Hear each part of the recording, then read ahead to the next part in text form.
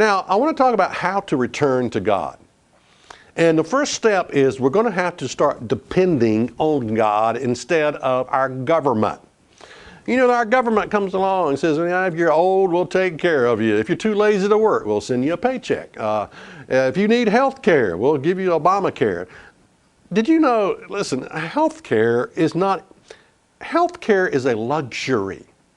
It was never meant to be given to everybody. It is a luxury. It's like saying every person should have a Ferrari in his garage, if you have a garage.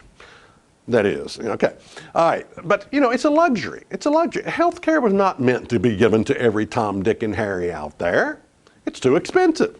It's a luxury. I will protect you and keep you safe. Oh yeah. Now this just recently, talking about gun control here. Now this executive order that the president passed, even the NRA says that it's no big deal. It's just posturing. It's just words. So they're not too worried about that. But I'm saying look for the next step and the next. Sort of like playing a game of checkers, just one step at a time, one move, next move, next move, next move. I mean, if your government comes up and says, we're going to take away your guns, that would be a revolt. All the rednecks would grab their guns and say, you're not doing that. So it's one step at a time. So I'm saying look for the next step. Look for the next decision. Look for the next executive order. This administration has no desire to take away the guns from ISIS. It has no desire to take away the guns from the criminals.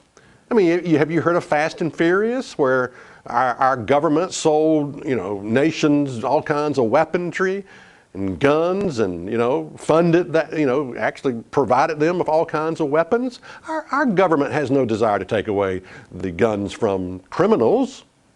It only wants to take away your guns, the law-abiding citizens. Now why? What's the agenda? Well, let me tell you what the agenda is.